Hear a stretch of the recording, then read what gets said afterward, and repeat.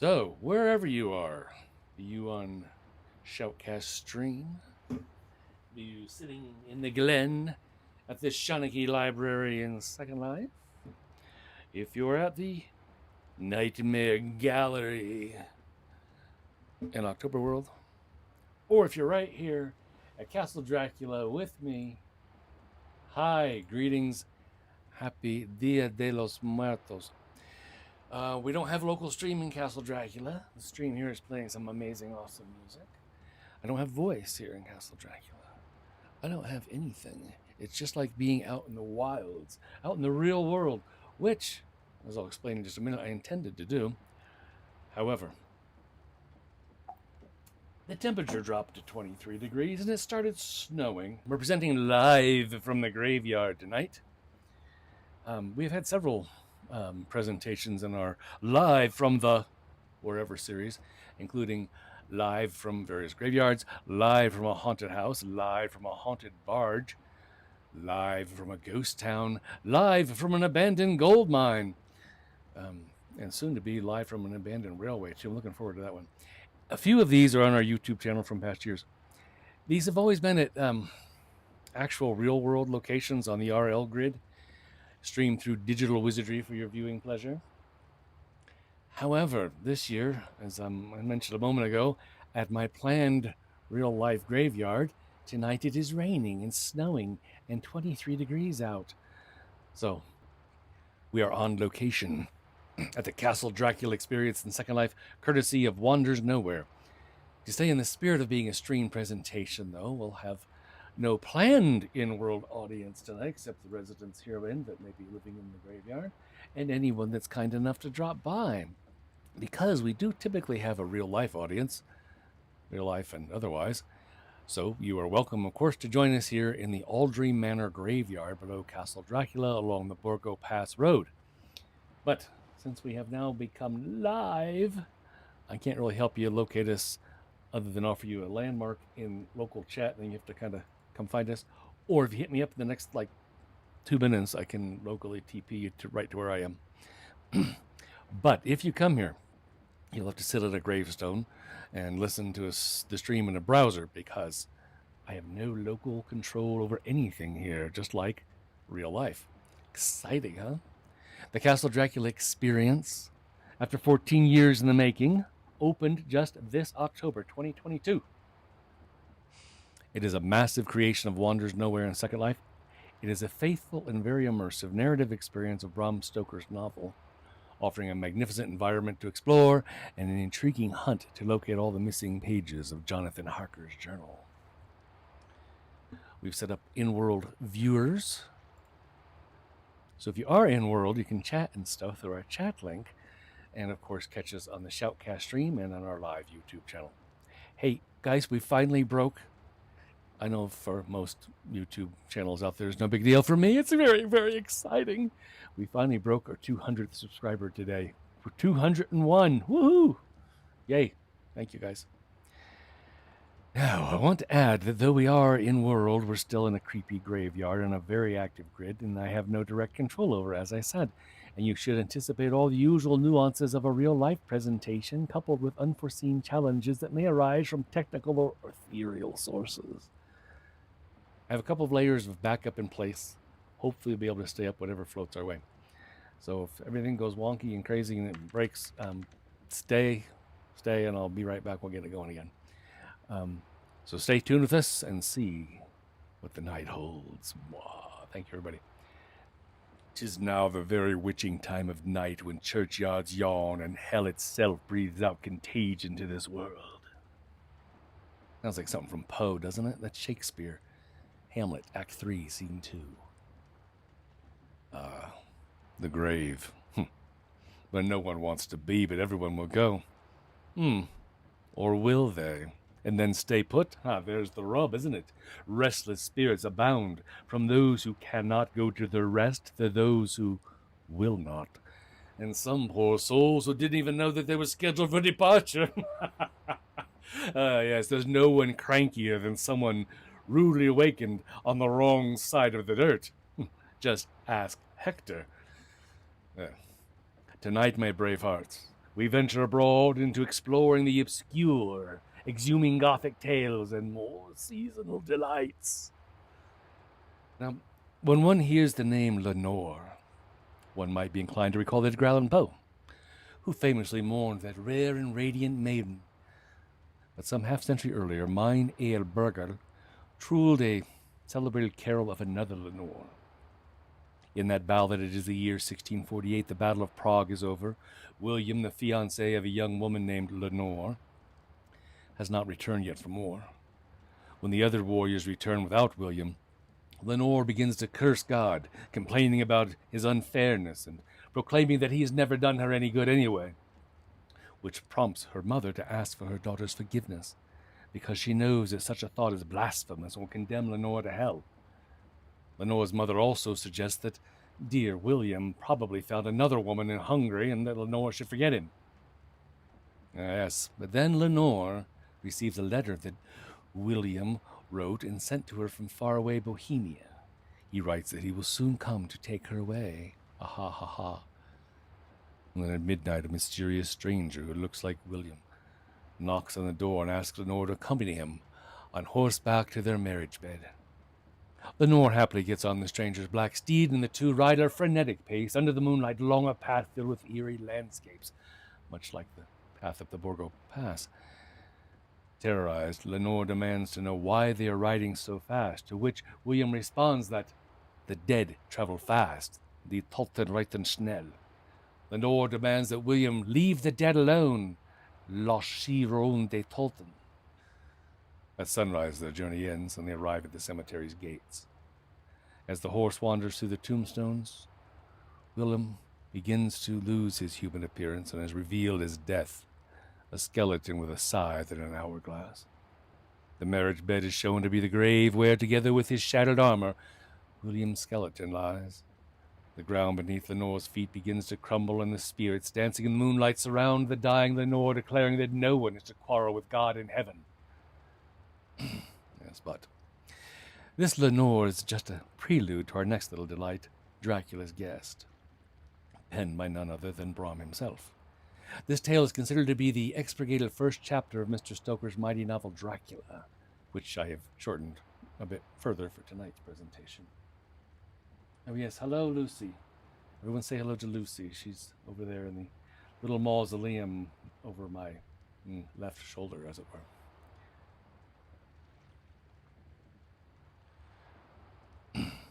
Dracula's Guest. When we started for our drive, the sun was shining brightly on Munich, and the air was full of the joyousness of early summer. Just as we were about to depart, Herr Delbruck, the maître d'hôtel of the 4 Seasons where I was staying, came down, bareheaded, to the carriage, and after wishing me a pleasant drive, said to the coachman, still holding his hand on the handle of the carriage door, "Remember that you are back by night for me. The sky looks bright, but there's a shiver in the north wind that says there may be a sudden storm. And I'm sure you will not be late, will you?" Here he smiled and added, "For you know what night it is." Johann answered with an emphatic, "Ja, mein Herr." And touching his hat, he drove off quickly. Now, when we had cleared the town, I said, after signaling him to stop, "Tell me, Johann, what is tonight?" Johann crossed himself as he answered laconically, "Aye, it is Walpurgis Nacht." "You are afraid, Johann," I said. "You are afraid. Go home. I shall go on alone.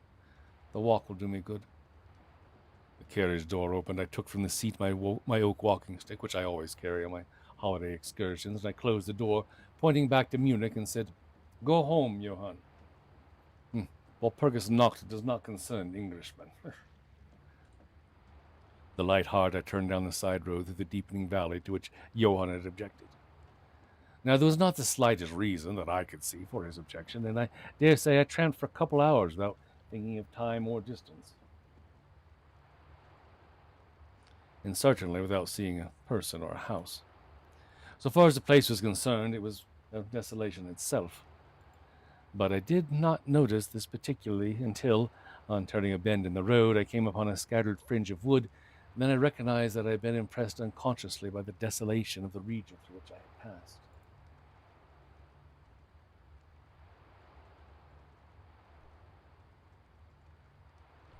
As I looked, there came a cold shiver in the air, and the snow began to fall. I thought of the miles and miles of bleak country I had passed, and then I hurried on to seek the shelter of the wood in front. Darker and darker grew the sky, and faster and heavier fell the snow. To the earth before and around me was a glistening white carpet, the further edge of which was lost in misty vagueness. I was soon amongst the shelter of the trees, and there, in comparative silence, I could hear the rush of the wind high overhead. Presently, the blackness of the storm had merged in the darkness of night. Now and again, through the black mass of drifting cloud came a straggling ray of moonlight, which lit up the expanse and showed me that I was at the edge of a dense mass of cypress and yew trees. As the snow had ceased to fall, I walked out from the shelter and began to investigate more closely. It appeared to me that amongst so many old foundations as I had passed, there might still be standing a house in which, though in ruins, I could find some sort of shelter for a while. As I skirted the edge of the copse, I found that a low wall encircled it, and following this, I presently found an opening. Here the cypresses formed an alley leading up to the square mass of some kind of building. Just as I caught sight of this, however, the drifting clouds obscured the moon, and I passed up the path in darkness. The wind must have grown colder now, for I felt myself shiver as I walked.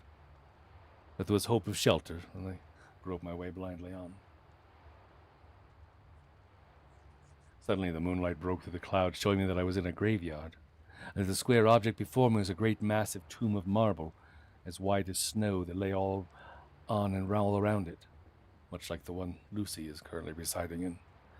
With the moonlight there came a long, low howl,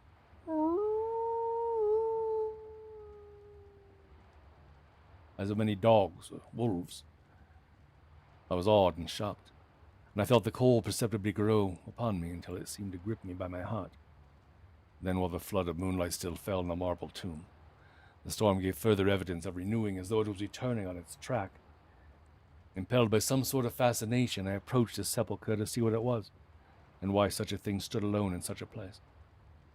I walked around it, and read over the Doric door in German, "Countess Dollingen of Graz in Styria sought and found her own death, 1801.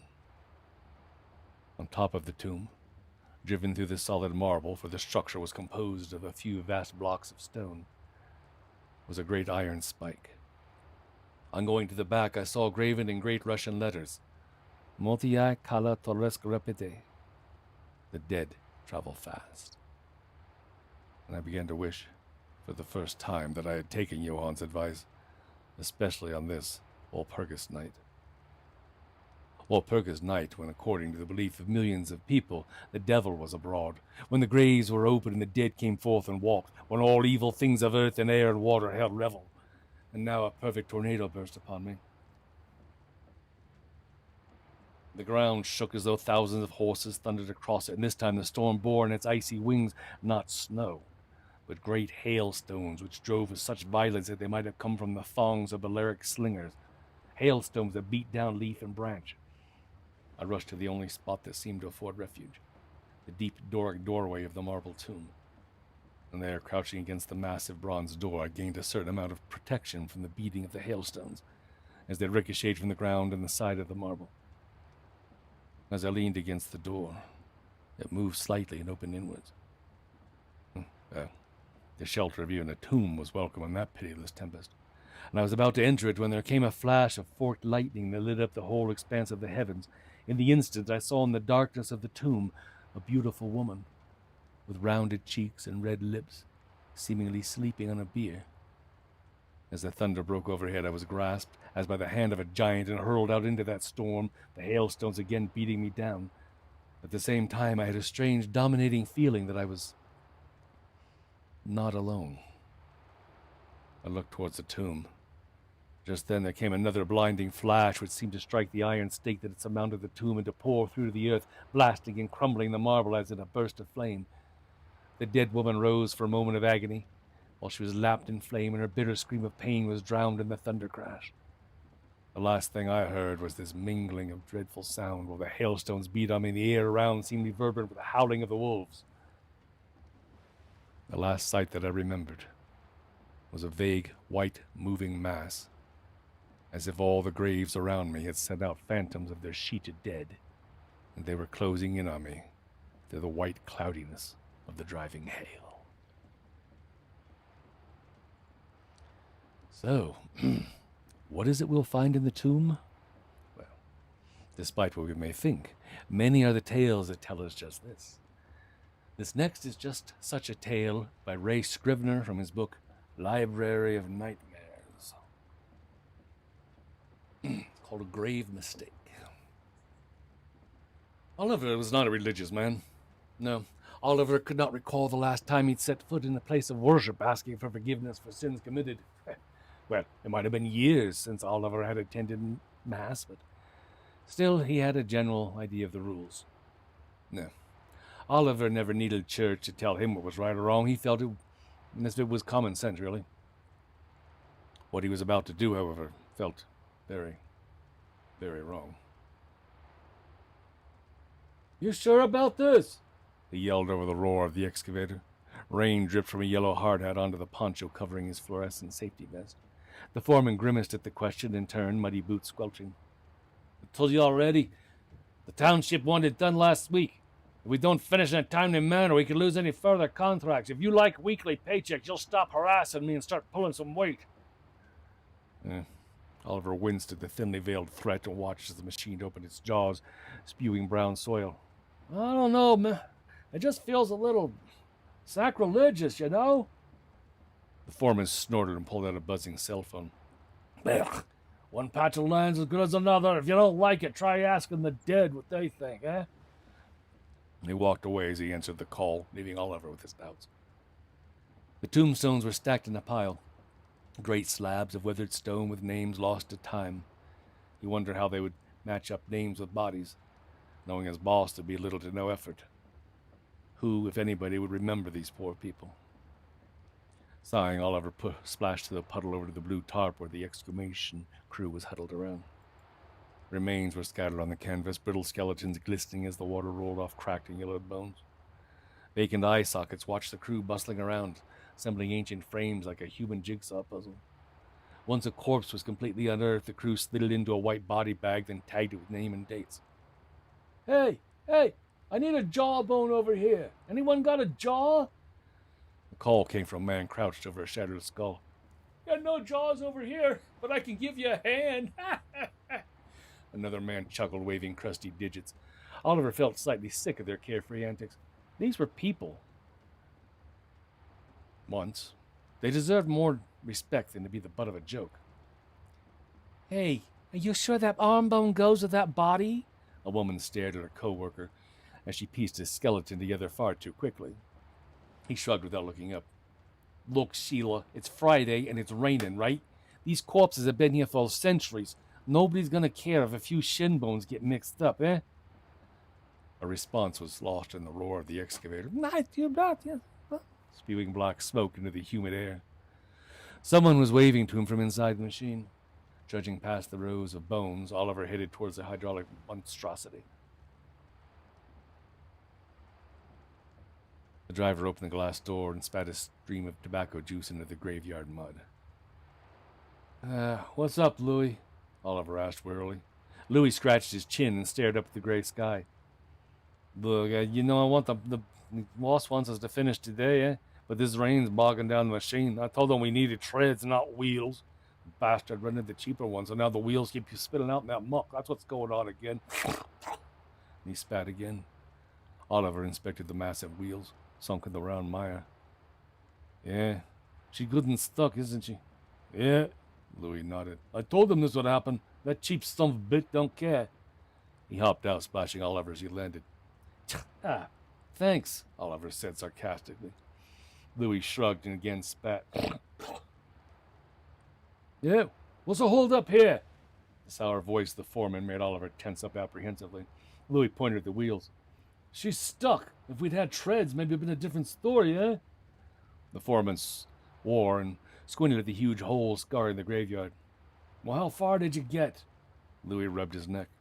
"The good news is we only got, two graves left, yeah? But the machine ain't going nowhere." Checking his watch, the boss muttered to himself. "All right, Louis, you grab Bill and the new kid, yeah? See if you can dig out the excavator so we can bring her back." Louis nodded and spat. Yeah, I'm on it, Chief. Turning to Oliver, the foreman smiled unpleasantly. Now, since you look like you need something to do, why don't you dig out the other 2 graves so we can leave this stinking hellhole? What, by myself? Oliver started to protest, but he didn't like the look in his boss's eyes. And if you don't finish both of them, you can look for another job. His superior snarled at him, and Oliver swallowed the things he wanted to say and took a deep breath. Yeah, sure thing, boss. The ground was soft, but each shovelful smelled worse than the last. Oliver's nose wrinkled as a foul mixture of methane and rot burned his nostrils. What an ass, he grumbled, flinging another scoop of heavy dirt. Peering out from the stinking hole, he watched as his coworkers attempted to dig out the excavator with little success. He took pleasure in their failure, grinning wickedly as a string of curses floated on the chilly breeze. As Oliver doggedly worked, his thoughts turned to the exhumation crew. He wondered what would happen if they just gave up and tossed all the bones together, dumping them into a pit. What would that feel like? To be mixed up with strangers, trapped underground in a crowded darkness? While Oliver tried not to let his mind wander too far, people slowly filtered out of the graveyard. It was closing time for the site, yet the workers neglected to let him know. Soon Oliver was the only living soul in a place meant for the dead. Gradually, the overcast sky dimmed as the invisible sun dipped towards the horizon. Oliver shivered as rain-soaked clothes clung to his thin frame, sapping his body heat. Muscles ached as exhausted arms forced the shovel into the swampy mess. There was a crack. Oliver froze. He finally reached the coffin. Poking his head up, he called out for the exhumation team. Hello? Anyone there? Shadows slowly spilled into the empty gashes where the dead once lay. The blue tarp flapped in the wind. White body bags lined in rows, tags waving gently. Where was everyone? He wondered. Looming against the fading sunlight, the huge machine looked faintly menacing. Oliver ducked as a gust shrieked by, hurling rain like bullets. Thunder boomed in the distance. At this point, Oliver decided it was time to clock out and spend a long weekend forgetting about this very unpleasant affair. Yeah, that's enough grave digging for one day, he muttered and threw the shovel out of the hole. Climbing out was a little more difficult and slippery, but Oliver managed nonetheless. While wiping the rotten, smelling mud off, something caught his eye. It was in the shadows at the bottom of the hole. A decaying wooden box, boards warped and moldy. Oliver frowned. He didn't remember uncovering it exactly. Perhaps he'd forgotten as he later rushed to leave. The wind softly howled, growing in tone and intensity. Raindrops pattered on the musty coffin, making hollow thumps as they landed. It sounded as if someone was knocking from the inside. Knock, knock. Who's there? Oliver shuddered at the thought and turned away. A second thunderclap spurred him to move faster, shuffling past the rows of white body bags. He tried his best not to think about what lay inside them as he trotted past. The only thing on his mind was getting in his car, turning on the heat, and when he got home there was a bottle of whiskey waiting. Lightning slashed across the heavens with a deafening thunder crack. Oliver flinched and slipped in a patch of mud. He fell with a splash, dirty water blurring his vision. The breeze shrieked an unearthly wail as Oliver struggled to clear his sight. Blinking, he witnessed the scene before him with mounting dread. The body bags now lay open. With a slither, the corpses slid out of the plastic cocoons. They weren't skeletal like before, but seemed clad in flesh once again. The skinless bodies were misshapen, ill-fitting legs and arms jutting from wrong places. Some had too many limbs and others too few. Squirming through the muck, they writhed towards him, moaning with multiple voices laid atop each other in a hellish harmony. Oliver backed away, whimpering as they crept ever closer. Crawling in filth, naked muscles twitching, raw fingers clawed at the soft earth, leaving deep furrows in their need to reach him. Mouths gaped, bloody lips peeling back from glistening teeth. One corpse was missing a jaw, gray tongue lolling from a crimson skull. It lunged at Oliver, making him shriek. He stumbled backwards as the thing reached for him. A sinewy hand clutched at his legs, leaving a gory stain. Kicking it away, Oliver fled from the skinless horrors. The wind howled past, hard raindrops pelting him painfully. Lightning slashed the sky with fury, thunder ringing in his ears as Oliver frantically ran towards his car. Behind him, the creatures whispered and groaned, words hissing between the hideous cacophony. Oliver did not dare to look back.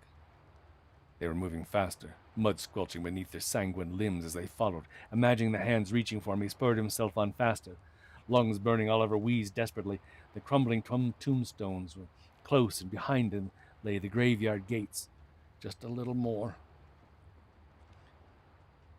Then he was past the gates, flinging open the door to his car, jamming the keys in the ignition and slamming on the gas. He scarcely remembered the hectic drive. It wasn't until he was finally home that Oliver relaxed, collapsing on the bed and passing out in exhaustion relief. But his rest was uneasy. They came for him in his sleep, the skinless corpses, hissing his name. Oliver, help us, Oliver. Caressing his face with too many fingers. A fleshy body grinned with two heads, grotesque arms reaching to the floor. Another stood on 3 legs, eyes burning from a necklace skull. They put us together wrong, Oliver. Oliver, help us. Warped arms stuck at unnatural angles, wrapping around his chest as they slithered closer. Muscles and tendons oozed blood, soaking his clothes. Where is our skin? We are so cold without it. Hands grasped him, pulling him underground as they whispered, They took our skin from us, Oliver. Oliver tried to shout, choking on grave dirt, filling his nose and mouth. The creatures held him in their endless embrace. Now we will take yours. Oliver awoke from the suffocating darkness, screaming until he realized it was only a nightmare. Clinging to the safety of his pillow, he sighed in relief. Once Oliver managed to recollect himself, he realized there was someone knocking at the door. Grumbling, he put his slippers on and went to see what the fuss was about. At Oliver's door, a policeman asked a groggy Oliver what he remembered from yesterday. I helped dig holes for the exhumation crew and I went home. He swallowed, leaving out the nightmare he just experienced. Why the question, officer? The policeman grimaced, revealing the reason with great reluctance. Yeah, well, you see, no one from the exhumation crew, none of them made it home last night. Oliver swallowed nervously as the man continued.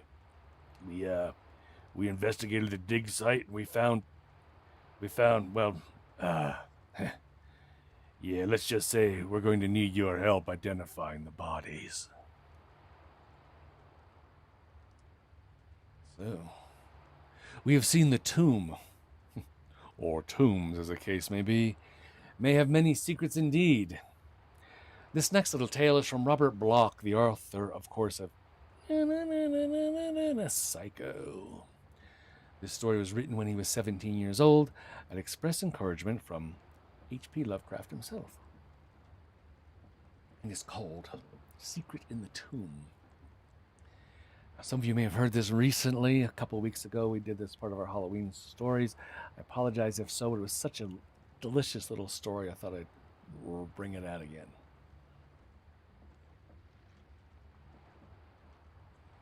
The wind howled strangely over a midnight tomb. The moon hung like a golden bat over ancient graves, glaring through the wan mist with its baleful nyctalopic eye. Terrors not of the flesh might lurk among cedar-shrouded sepulchres or creep unseen amid shadowed cenotaphs, for this was unhallowed ground. But tombs hold strange secrets, and there are mysteries blacker than the night, and more leprous than the moon. It was in search of such a secret that I came, alone and unseen, to my ancestral vault at midnight. My people had been sorcerers and wizards in the olden days, and so lay apart from the resting place of other men, here in this moldering mausoleum in a forgotten spot, surrounded only by the graves of those who had been their servants. But not all the servants lay there, for there are those who do not die. On through the mist I pressed, to where the crumbling sepulchre loomed among the brooding trees. The wind rose to torrential violence as I trod the obscure pathway to the vaulted entrance, extinguished my lantern with malefic fury. Only the moon remained to light my way in a luminance unholy, and thus I reached the nitrous, fungus-bearded portals of the family vault. Here the moon shone upon a door that was not unlike other doors, a single massive slab of iron embedded in monumental walls of granite. Upon its outer surface was neither handle, lock, nor keyhole, but the whole was covered with carvings portentous of a leering evil, cryptic symbols whose allegorical significance filled my soul with a deeper loathing than mere words could impart. There are things, yes, there are things that are not good to look upon, and I did not care to dwell too much on the thoughts, on the possible genesis of a mind whose knowledge could create such horrors in concrete form. And so in blinding and trembling haste I chanted the obscure litany and I performed the necessary obeisances demanded in the ritual I had learned, and at their conclusion the cyclopean portal swung open. Within was darkness, deep, funereal, ancient, yet somehow uncannily alive. It held a pulsing adumbration, a suggestion of muted yet purposeful rhythm, and overshadowing all an air of black impinging revelation. The simultaneous effect upon my consciousness was one of those reactions misnamed intuition. I sensed the shadows know queer secrets, and there are some skulls that have reason to grin. Yet, I must go on into the tomb of my forebears. Tonight was the last of all our line would meet the first, for I was the last, and Jeremy Strange had been the first. He who fled from the Orient to seek refuge in centuried Eldertown, bringing with him the loot of many tombs and a secret forever nameless.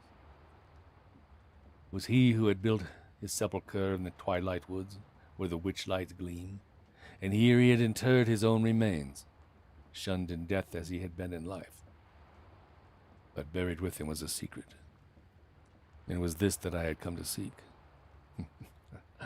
Nor was I the first in so seeking, for my father and his father before me, indeed the eldest of each generation back to the days of Jeremy Strange himself, had likewise sought that which was so maddeningly described in the wizard's diary, the secret of eternal life after death. The musty yellowed tome had been handed down to the eldest son of each successive generation, and likewise, so it seemed, the dread atavistic craving for black and accursed knowledge, the thirst for which, coupled with the damnably explicit hints set forth in the warlock's records, had sent every one of my paternal ancestors so bequeathed to a final rendezvous in the night, to seek their heritage within the tomb, this tomb. What they found none could say, for none had ever returned. It was, of course, a family secret. The tomb was never mentioned. It had indeed been virtually forgotten with the passage of years that had likewise eradicated many of the old legends and fantastic accusations about the first Strange that had once been common property in the village. The family, too, had been mercifully spared all knowledge of the curse-ridden end to which so many of its men had come. Their secret delvings into black arts, the hidden library of antique lore and demonological formula brought by Jeremy from the East, the diary and its secret, all were undreamt of save by the eldest sons. The rest of the line prospered. There had been sea captains, soldiers, merchants, statesmen. Fortunes were won. Many departed from the old mansions in the Cape, so that in my father's time he had lived there alone with the servants and myself. My mother died at birth. It was a lonely youth I spent in the great brown house, with a father half crazed by the tragedy of my mother's end, and shadowed by the monstrous secret of our line. It was he who initiated me into the mysteries and the arcana to be found amid the shuddery speculations of such blasphemies as the Necronomicon, the Book of Iban, the Kabbalah of Sabbath, and that pinnacle of literary madness, Ludwig Prin's Mysteries of the Worm. There were grim treatises on anthropomancy, necrology, lycanthropical and vampiristic spells and charms, witchcrafts, and long rambling screeds in Arabic, Sanskrit, and prehistoric ideography, on which lay the dust of centuries. All of these he gave me and more, There were times when he would whisper strange stories about voyages he had taken in his youth, of islands in the sea, and queer survival spawning dreams beneath Arctic ice. And one night he told me of the legend, and the tomb in the forest. And together we turned the worm-riddled pages of the iron-bound diary that was hidden in the panel above the chimney corner. I was very young, but not too young to know certain things, and as I swore to keep the secret, as so many had sworn before me, I had a queer feeling that the time had come for Jeremy to claim his own. For in my father's somber eyes was the same light of a dreadful thirst for the unknown, curiosity, an inward urge that had glowed in the eyes of all the others before him, previous to the time they had announced their intention of going on a trip or joining up or attending to a business matter. Most of them had waited till their children were grown or their wives had passed on. But whenever they had left, whatever their excuse, they had never returned. And 2 days later, my father disappeared, after leaving word with the servants that he was spending the week in Boston. Before the month was out, there was the usual investigation and the usual failure. A will was discovered among my father's papers, leaving me as sole heir. But the books and the diary were secure in the secret rooms, and the panels known now to me alone. Life went on.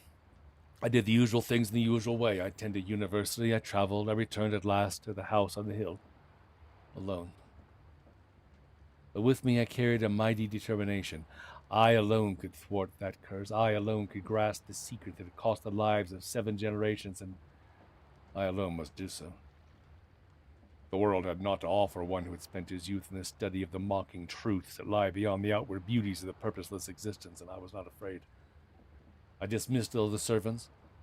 I ceased communication with the distant relatives and a few close friends, and I spent my days in the hidden chambers amid the elder lore, seeking a solution or a spell of such potency as would serve to dispel forever the mystery of the tomb. 100 times I read and reread that hoary script, the diary whose fiend-penned promise had driven men to doom. I searched amid the satanic spells and cabalistic incantations of 1,000 forgotten necromancers.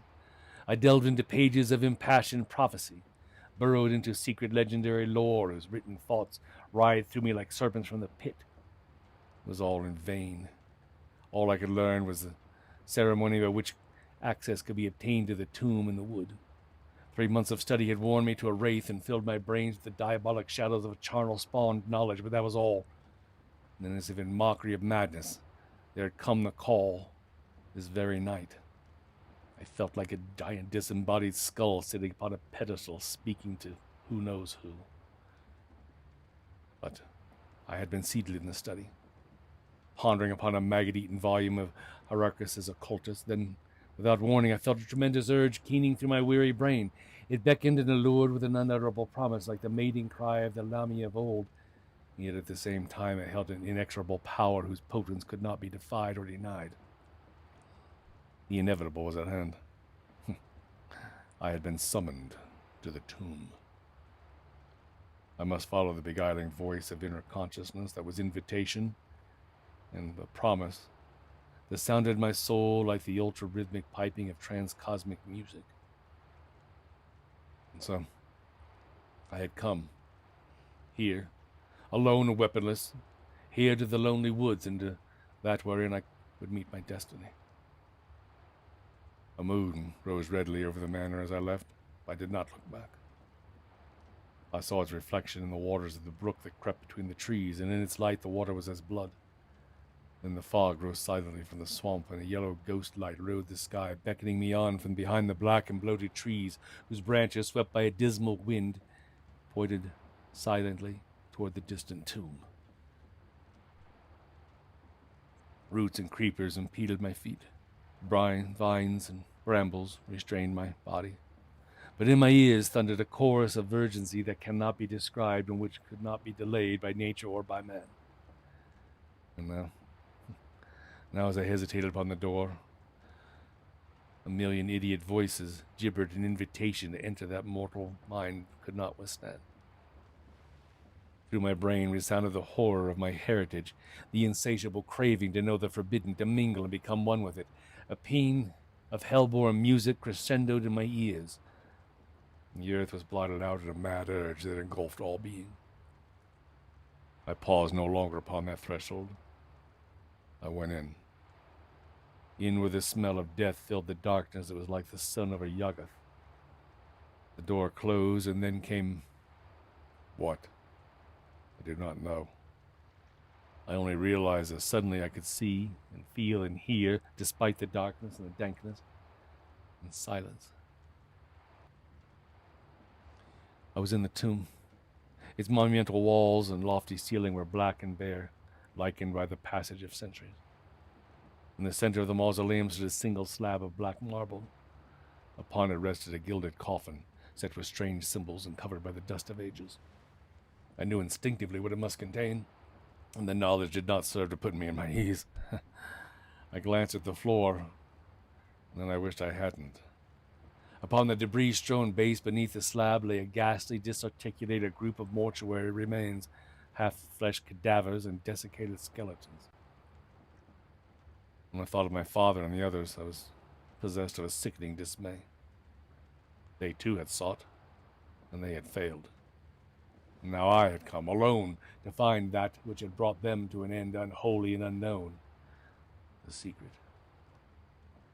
The secret in the tomb. Mad eagerness filled my soul. I too would know. I must. As in a dream, I swayed to the gilded coffin. A moment I tottered above it, and then with the strength born of delirium, I tore away the paneling. I lifted the gilded lid, and then I knew it was no dream, for dreams cannot approach the ultimate horror. There was the creature lying within that coffin. That creature with eyes like a midnight demon's, and a face of loathsome delirium, like the death mask of a devil. It was smiling, too, as it lay there, and my soul shrieked in tortured realization that it was alive. And then I knew it all. The secret and the penalty paid by those who sought it, and I was ready for death, but horrors had not ceased. For even as I gazed, it spoke, in a voice like the hissing of a black slug, and there within the nighty gloom it whispered the secret, staring at me with ageless, deathless eyes, so that I should not go mad before I heard the whole of it. And all was revealed. The secret crypts of blackest nightmare where the tomb spawn dwell, and of a price whereby a man may become one with the ghouls, living after death as a devourer in the darkness. Such a thing had it become, and from this shunned, accursed tomb it sent the call to the descending generations. And when they came, as I had come, there might be a ghastly feast whereby it might continue a dread eternal life. I, it breathed, would be the next to die, and in my heart I knew that it was so. I could not avert my eyes from its accursed gaze, nor free my soul from its hypnotic bondage. The thing on the bier cackled with unholy laughter. My blood froze, for I saw two long, lean arms, like the rotted limbs of a corpse, steal slowly toward my fear-constricted throat. The monster sat up, and even in the clutches of my horror, I realized that there was a dim and awful resemblance between the creature in the coffin and a certain ancient portrait back in the hall. As for this was a transfigured reality. Jeremy, the man, had become Jeremy the ghoul, and I knew they would do no good to resist. Two claws, cold as flames of icy hell, fastened around my throat. Two eyes bored like maggots through my frenzied being. A laughter born of madness alone cachinnated in my ears like the thunder of doom. The bony fingers toward my eyes and nostrils, held me helpless while yellow fangs champed nearer and nearer to my throat. The world spun, wrapped in a mist of fiery death, and suddenly the spell broke. I wrenched my eyes away from that slavering evil face, and instantly, like a cataclysmic flash of light, came realization this creature's power was purely mental. By that alone were my ill-fated kinsmen drawn here, and by that alone were they overcome. But once one were freed from the strength of the monster's awful eyes, good God, was I going to be the victim of a crumbled mummy? My right arm swung up, striking that horror between the eyes. There was a sickening crunch, then dead flesh yielded before my hand as I seized the now faceless lich in my arms and I cast it into fragments upon the bone-covered floor. Streaming with perspiration and mumbling in hysteria and terrible revulsion, I saw the moldy fragments move even in a second death. A severed hand crawled across the flagging upon musty, shredded fingers. A leg began to roll with the animation of grotesque, unholy life. With a shriek, I cast a lighted match upon that loathsome corpse, and I was still shrieking as I clawed open the portals and I rushed out of that tomb and into the world of sanity, leaving behind me a smoldering fire from whose charred heart a terrible voice still faintly moaned its tortured requiem to that which had once been Jeremy Strange. That tomb in the forest is raised now. And with it the forest graves and all the hidden chambers and manuscripts that serve as a reminder of ghoul-ridden memories that can never be forgot. For earth hides a madness and dreams a hideous reality. And the monstrous things abide in the shadows of death, lurking and waiting to seize the souls of those who meddle with forbidden things. Hello, Wanderer, if you're there. Thank you for coming by. Nice place you got here. I know it's very late in your world, so really, thank you for stopping by. So, yes, be a meddler. Do not be a meddler. Meddlers never come to a good end. As mentioned, the previous tale had influences from H.P. Lovecraft, who himself wrote an eerie story called The Tomb, that tells a story of Jervis Dudley, who becomes obsessed with a mausoleum near his childhood home. Now, I won't present that whole story tonight, but I would like to wrap up the evening with a poem from Lovecraft's story that declaims with bacchanalian mirth any concern at all with the final rest, indeed embracing with relish that which will finally claim us all. The ancient Roman poet Virgil once said, "Sedibus ut saltum placidius in morte quiscam," that at least in death I'll find a peaceful heaven. Come hither, my lads, with your tankards of ale, and drink to the present before it shall fail. Pile each on your platter a mountain of beef, for 'tis eating and drinking that brings us relief.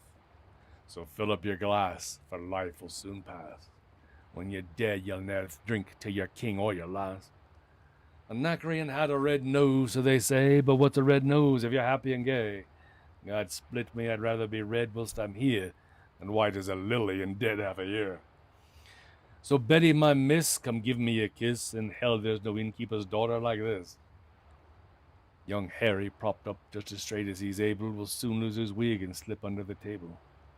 But fill up your goblets and pass 'em around. Better under the table than under the ground. So revel in chaff, as ye thirstily quaff. Under 6 feet of dirt, 'tis less easy to laugh. The fiends strike me blue, I'm scarce able to walk, and damn me if I can stand upright or talk. Here, landlord, bid Betty to summon a chair. I'll try home for a while if my wife is not there. So lend me a hand. I'm not able to stand, but I'm gay whilst I linger on top of the land. And that's our little presentation tonight, live from the graveyard at the Castle Dracula Experience right here in Second Life. And if you've not had the chance yet this Halloween season, Wanders Nowhere has created this magnificent Castle Dracula Experience in Second Life. I think you'll find it a delightful adventure. Come visit, come visit. There's a link in local chat. But Shandon, you say, the Halloween season has passed.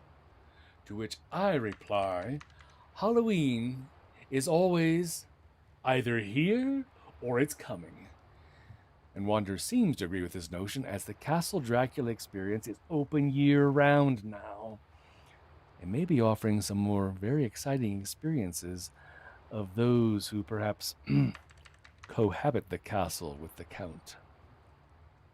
Hey, thanks everybody for being here, and please do visit our podcast, our website, and our YouTube channel. If you like what you see in here, hit that subscribe button. There's some websites for you, ShawneeKlibrary.com, SoarThinkRadio.com, and of course, podcast and YouTube channel and all that stuff. So, for those of you that ventured out to the graveyard, thanks for coming. Those out there in Streamland, YouTube, whether you're hearing it live tonight or somewhere down the road, and perhaps over there in Opensim, thank you for coming. Happy All Souls Night. And happy Halloween season. Good night, my friends. Sleep well.